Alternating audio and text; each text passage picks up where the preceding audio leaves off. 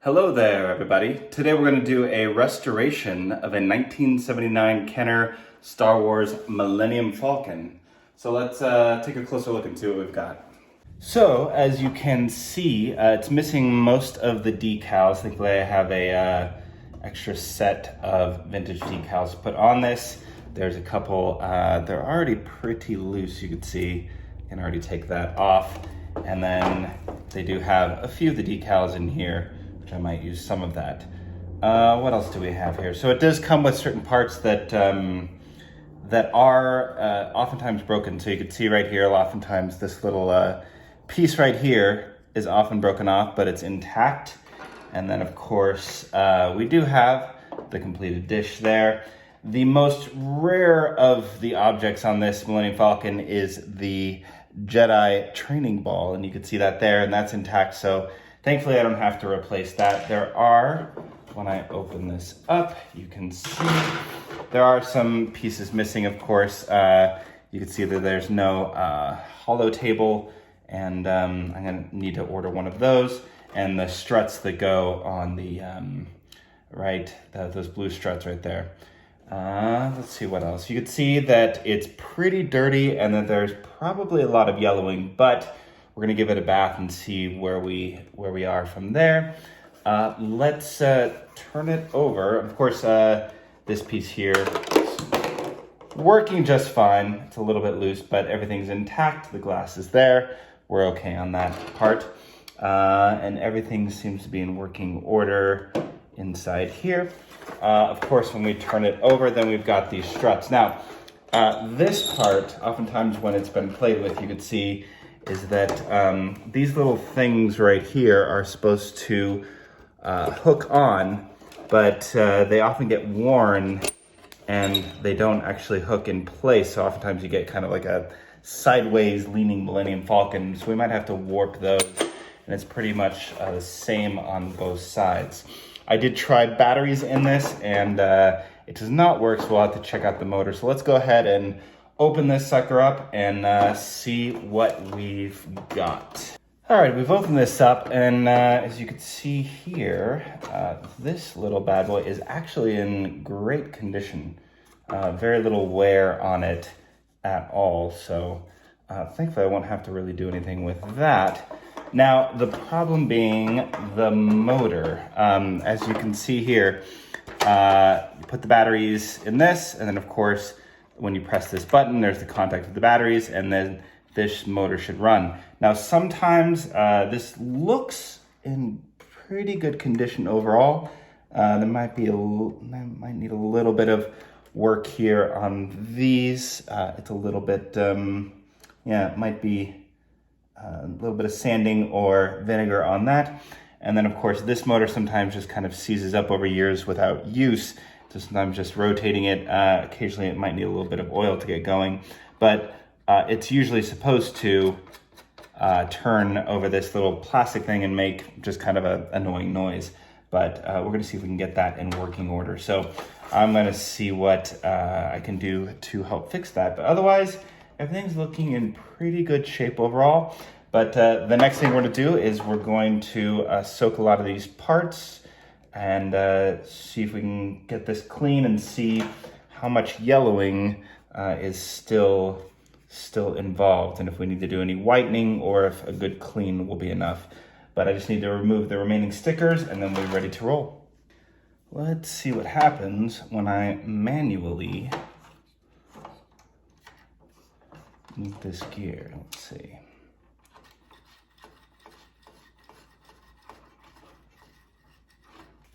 Try some sandpaper on this.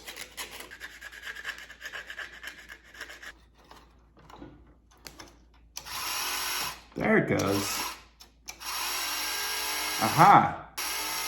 So what I did to fix this, first of all, just cranking this sometimes helps out a lot, but just use some nice fine sandpaper and sand it off some of these connection points, because it's the one thing that looked a little worn, and you could see they look a little better now.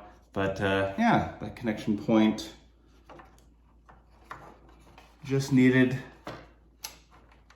a a little adjusting. And the motor is now working. That makes life a lot easier.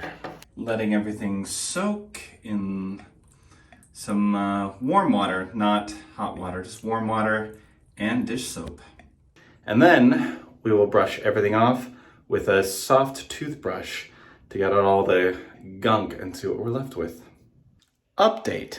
While I was working on the restorations for the first Millennium Falcon, I had another one come in, as you can see here, and we're just gonna kind of go over some of this. So now we're actually gonna do 2 Millennium Falcon restorations in this video, and we're gonna kind of compare, contrast. So this one doesn't have all the parts to it, but it is a little bit better condition as far as the color and everything else. I already took some of the decals off. Most of the decals were not on it, so I will need to get replacement ones for those, not a problem. And a few missing pieces, but those shouldn't be too difficult to find on eBay. Of course, like the struts don't stay in place, so I need to warp those.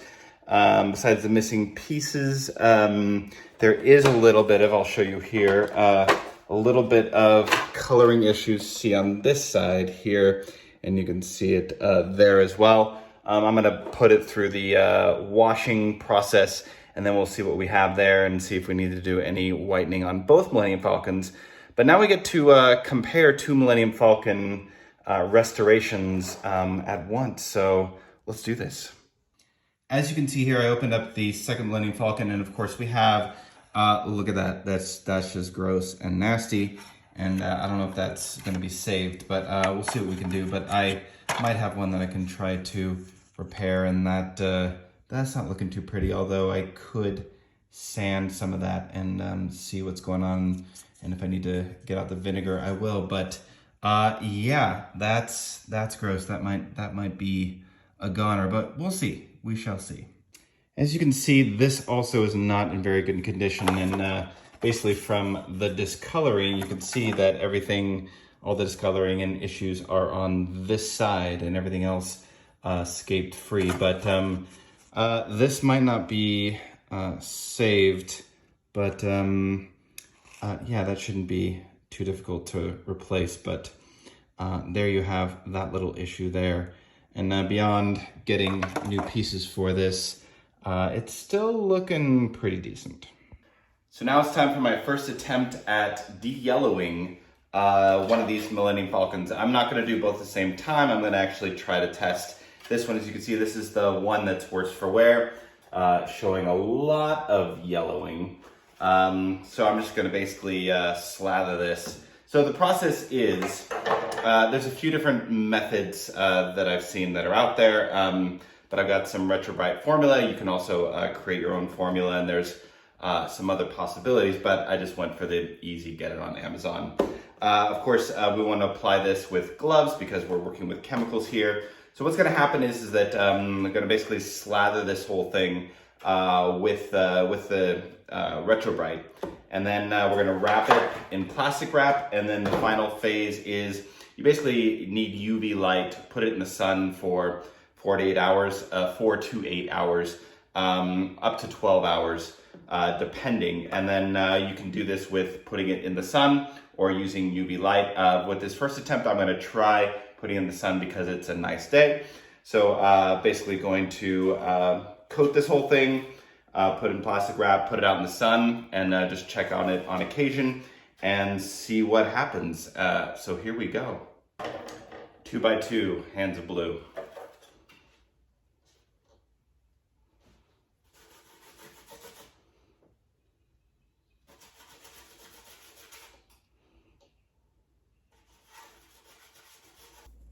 Time to wrap it.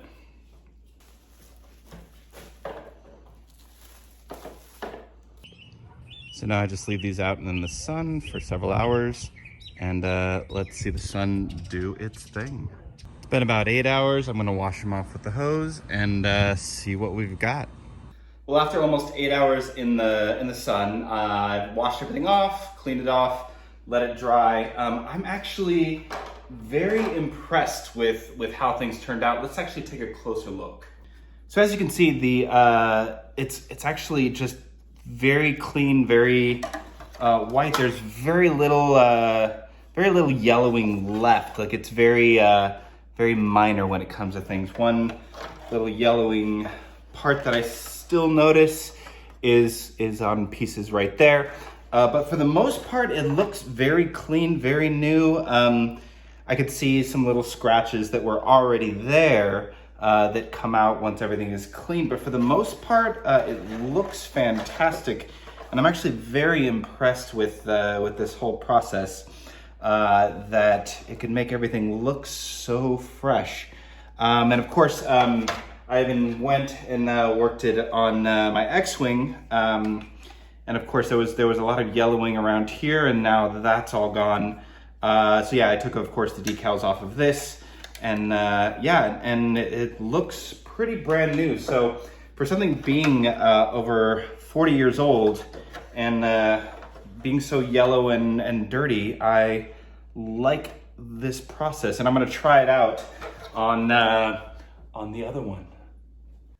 The de-yellowing process is complete. As you can see, everything looks pretty darn fantastic. There's very little discoloration shown.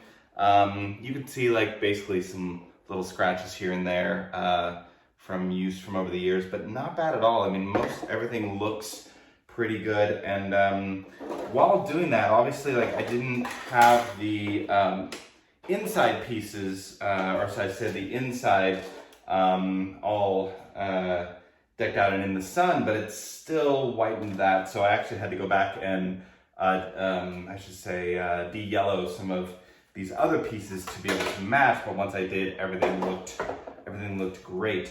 I'm very happy with the process. I would do it over and over again. Everything looks pretty new. My other restorations, I didn't do this process. They look good, but the yellowing still makes them look a little bit old. So of course we've got some next steps when it comes to some of these things. First of all, as you can see, this has the cockpit, this does not.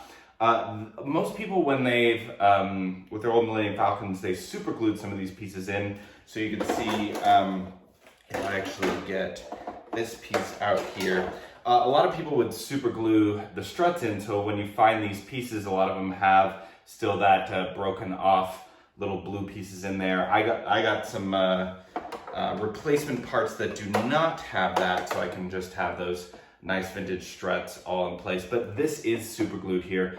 I'm not going to mess with that. I'm just going to let that be. But what happens here is you can see, I don't know if you can see this. Yep, that fell up. But these pieces here, there are some blue pieces broken off in there. I do have the pieces that it came with, and I could super glue them on. But what I'm actually going to do instead is I'm going to use just a little drill. I have other replacement pieces that I'm going to use for them because I want to make these as pristine as possible. But I'm going to see if I can slowly drill out those little parts. The little blue bits do break off pretty easily, so I'm hoping that it will go well. Again, it's going to be my first time attempting that, but all is well there. Let's talk about some of these processes. So first of all, when it comes to taking off decals, I mentioned it before, but most of these on the Falcon will just kind of come off pretty easily without any effort. However, when I did a restoration of my X-Wing, I actually did have to use lighter fluid. Now, what you do with the lighter fluid, now it's not going to ruin the plastic, and it's actually not going to ruin most of the decals. What you do is you just put the lighter fluid on and slowly start to take the decals off. Again, what the lighter fluid does is it actually dissolves that old glue on there. But what I ended up having to do is I would take it off, and as soon as I felt a little resistance, put more lighter fluid on, and then it became easier to peel off. Now, of course, when you do that, again, it does not ruin or hurt the decals, but you do need to let the decals breathe, and the lighter fluid will evaporate from it within like 24 hours or so.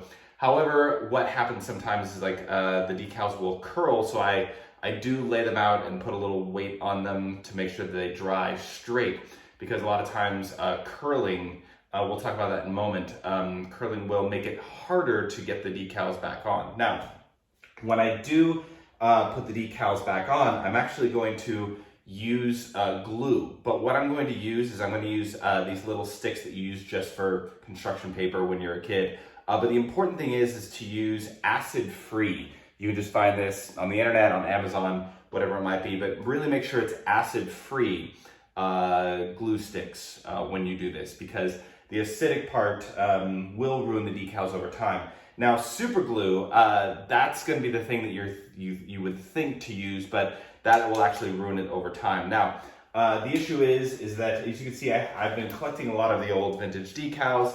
I've got a ton of these ready, and I have a printout here of the decal sheet, just the old vintage decal sheet. What I'm going to do is just going to match it up. It's just easier to keep things organized, to have everything here and be able to place them back on. Of course, I'll use the sheet. Most of it's pretty simple. Most of the decals, there are shapes here that line up with decals themselves. There are a couple places where you kind of have to like figure out where they go, but most of them it's pretty easy to simple because the actual old vintage instructions aren't really that clear as far as exactly where they go, but most of the shapes will line up exactly with pieces on the Falcon or X-Wing or whatever it is you're repairing there.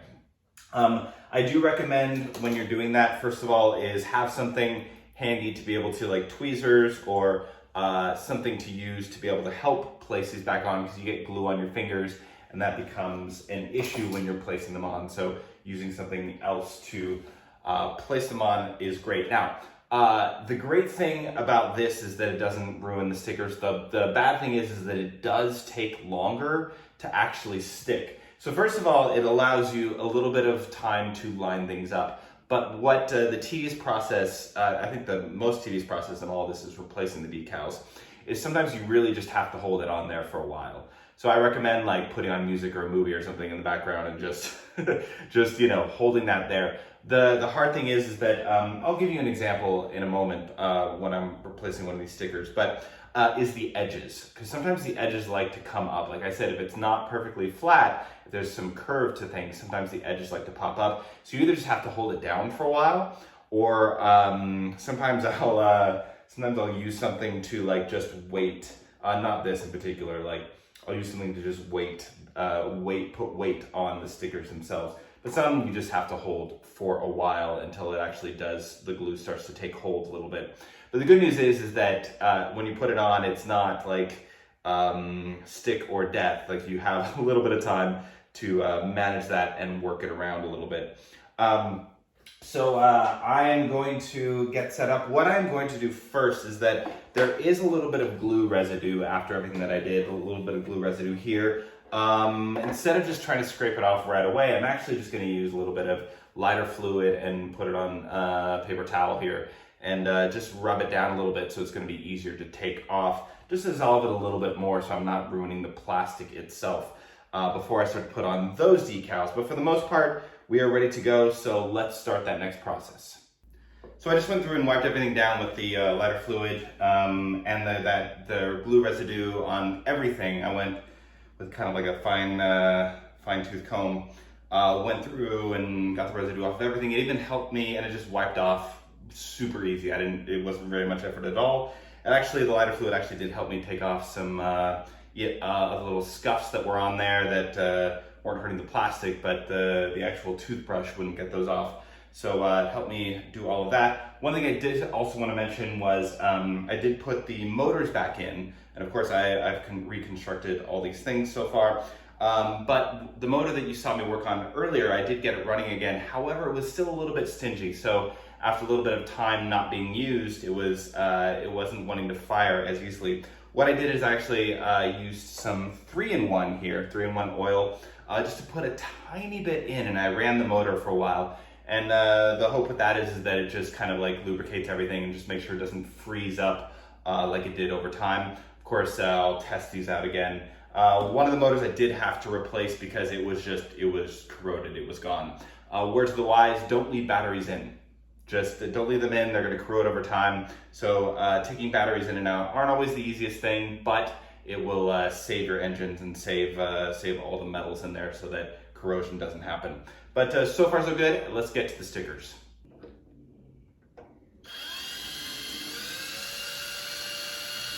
So here we are, 2 complete Millennium Falcon restorations. They are 100% complete and original, all working parts, everything is functional. They look pretty much brand new, which is fantastic. You can't even really tell which one is which from the beginning, but this is the one that was completely yellowed and looking pretty gross, and this is the one that had corrosion all on one side by where the battery is.